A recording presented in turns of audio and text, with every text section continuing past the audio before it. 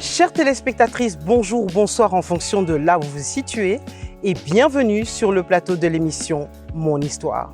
Au cours de cette émission, nous aurons l'occasion d'écouter des femmes impactantes qui auront des récits exceptionnels, des histoires hors du commun, mais également des témoignages de ce que Dieu aura fait de merveilleux dans leur vie. Aujourd'hui, j'ai le privilège de recevoir Madame Liliane Emedi qui va nous raconter son histoire. Madame Liliane Emedi, bonjour. Bonjour. Comment allez-vous? Je vais bien. Merci beaucoup d'être présente sur ce plateau. Aujourd'hui, nous allons écouter votre histoire. Mais avant tout, j'aimerais vous demander, Madame Liliane Emedi, vue par elle-même, ça donne qui? Ça donne sage-femme, mariée, mère de 5 enfants, dont un garçon et 4 filles, et chrétienne, née de nouveau. Alors, merci encore une fois d'être là sur ce plateau. En tout cas, j'aimerais vous dire que vous faites 20 ans. Alors, je ne sais pas, vos 5 enfants, comment vous avez fait, parce que vous faites vraiment 20 ans. Aujourd'hui, vous allez nous parler de votre histoire. Nous vous écoutons, s'il vous plaît. Racontez-nous. Ok, je vais parler de mon histoire. C'est l'histoire d'une femme qui avait eu le cancer des seins. En 2021, en août, j'avais constaté que j'avais les nodules dans les seins.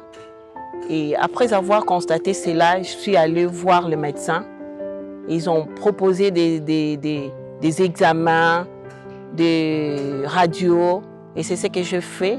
L'échographie a montré que j'avais une nodule dans les seins qui avait l'aspect néoplasique. L'aspect néoplasique, c'est pour dire que ça avait l'aspect des cancers. Et ils ont approfondi les examens, ils ont fait la biopsie. Pendant la biopsie, après ces examens-là, ils ont constaté réellement qu'il y avait le cancer. L'information m'a été parvenue. Le médecin m'a appelé pour me dire ce qui s'est passé pendant l'examen qu'ils ont prélevé. Et à ce moment-là que j'ai appris que j'avais le cancer du sein au 2e degré. Cette histoire n'a pas été bien reçue pour moi, mais aussi pour ma famille. De mon côté, je me disais que c'est une maladie. Comme je viens de le connaître, je vais combattre cette maladie parce que si on connaît son adversaire, on est à mesure de savoir comment est-ce qu'on va le combattre. C'est à ce moment-là que nous avons entamé les soins. Nous avons commencé les soins. Les soins des cancers, ce sont des soins qui sont tellement lourds. La chimiothérapie, quand on écoute parler de la chimiothérapie, c'est quelque chose on ne peut pas demander même à son ennemi qu'il puisse recevoir ces traitements.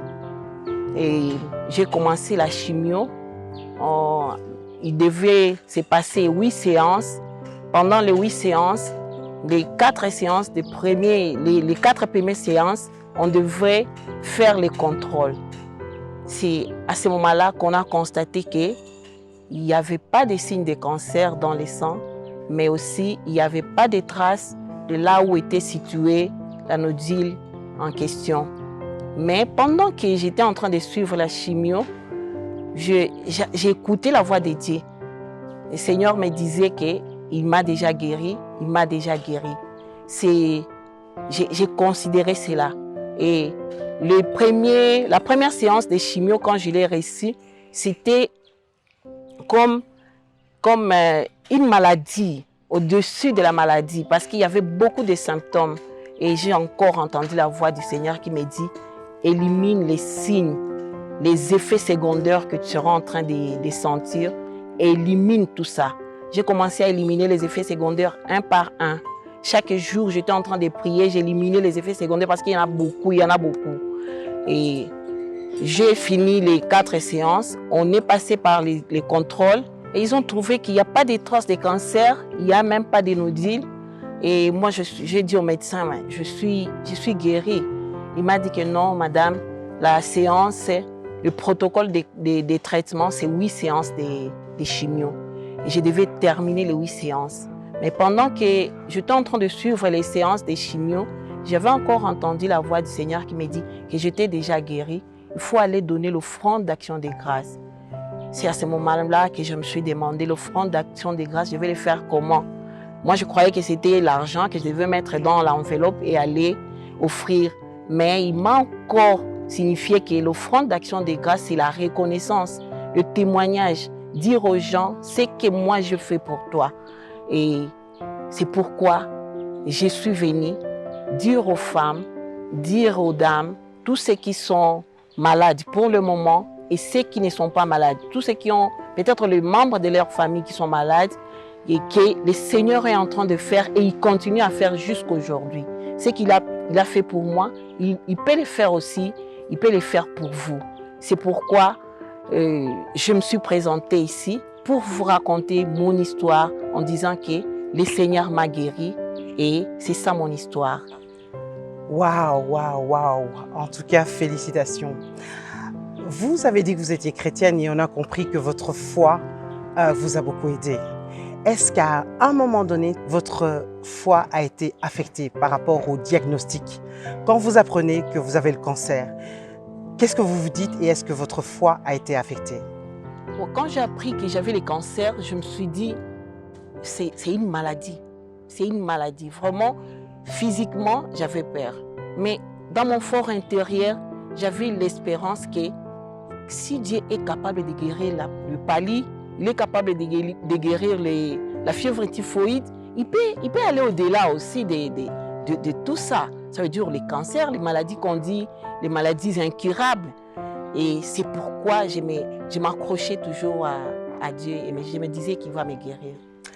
Dans un environnement où malheureusement ce type de maladie reste très tabou, comment est-ce que vous avez vécu la maladie au quotidien, vis-à-vis de la famille, vis-à-vis du milieu social, vis-à-vis du travail?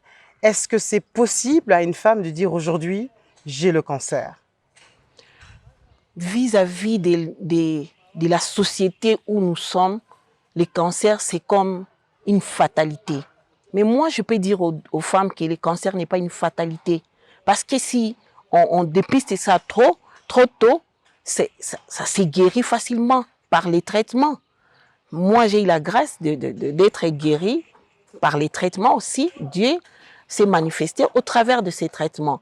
Mais dans la société où nous sommes en train de vivre, beaucoup de gens se cachent dans la maison. Après avoir été consultés et sachant qu'ils ont le cancer, ils se cachent dans la maison en disant que bon, si j'ai dit à d'autres personnes, je serai marginalisée, je serai bannie de la société, alors que c'est une maladie qui n'est même pas contagieuse, mais si on le dépiste trop tôt, ça peut être guéri. Alors, aujourd'hui est un autre jour. Comment êtes-vous aujourd'hui? Comment vivez-vous après cette expérience? Est-ce que cette expérience vous a changé? Oui, cette expérience m'a beaucoup changé. Parce que je n'avais pas le temps d'aller voir les gens, de chercher les gens, de connaître si il y a les malades dans mon quartier. Mais cette expérience m'a beaucoup donné cette force-là d'aller chercher les gens qui sont cachés même dans le fin fond. Quand je les raconte mon histoire, ils se disent, oh, il y a le cancer qui peut se guérir aussi. Alors qu'ils sont en train de se cacher, ça m'a ouvert d'autres horizons en fait, pour affronter la situation et encourager d'autres femmes à se faire dépister pour un bon traitement. Qu'est-ce qui a été le plus difficile à vivre au-delà de la maladie, du diagnostic, des effets secondaires dont vous avez parlé, mais également de la souffrance, de la douleur? Qu'est-ce qui a été le plus difficile à vivre? Le plus difficile à vivre, c'était la séparation de ma famille. Laisser les enfants à la maison et aller ailleurs où on ne connaît nulle part, où on ne connaît personne, c'était vraiment difficile à vivre. Mais comme il y a les moyens de communication, on était en train de se parler de temps en temps et c'était l'équipe forte qui me réconfortait. Donc aujourd'hui, vous êtes guérie. Les diagnostics des médecins ont confirmé votre guérison. Vous avez d'ailleurs des documents qui attestent votre guérison. Ah là là, c'est formidable, hein? Donc Dieu existe et il agit encore, n'est-ce pas? Il agit encore. il agit encore. Et demain, comment voyez-vous demain? Vous avez dit que cette expérience vous a changé. Qu'est-ce qui fera que vous ferez demain ce que vous n'alliez pas faire si vous n'aviez pas vécu cette expérience?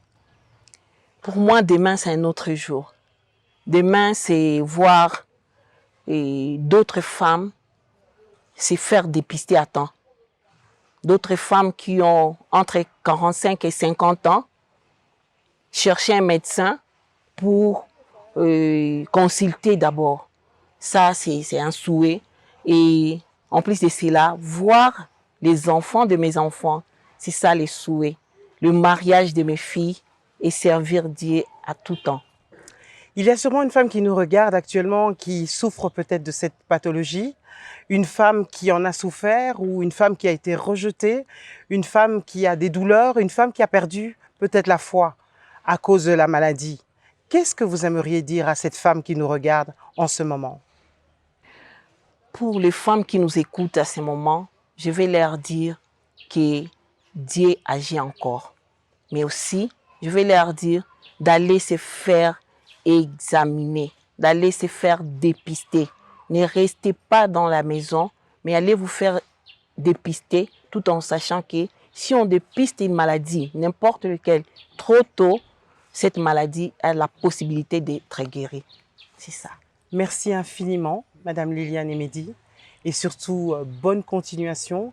Vous combattez, vous m'avez dit en préparant cette émission que malheureusement les chiffres sont dramatiques, que beaucoup de décès se font à cause du manque d'informations, à cause du fait que le fait que les femmes se cachent. Quel serait également l'appel que vous aimeriez faire aux femmes? J'aimerais appeler les femmes et aux hommes aussi. Oui, même aux hommes, parce qu'il y a aussi les cancers des seins chez les hommes. Je les appelle à aller se faire dépister. Se faire dépister. Alors, si nous n'avons pas des institutions spécialisées, mais on peut commencer d'abord par se faire dépister chez un gynécologue et à la suite, on saura ce qu'on peut faire. Merci beaucoup et à très bientôt, je l'espère, pour un autre témoignage. Voilà, nous avons reçu Madame Liliane Emedi, aujourd'hui qui nous a donné son témoignage avec son combat contre le cancer qui a été gagné, qui a été vaincu grâce au miracle et l'intervention divine. Vous écoutez sur UGN LTV, c'est notre priorité. À très bientôt pour un autre numéro de Mon Histoire.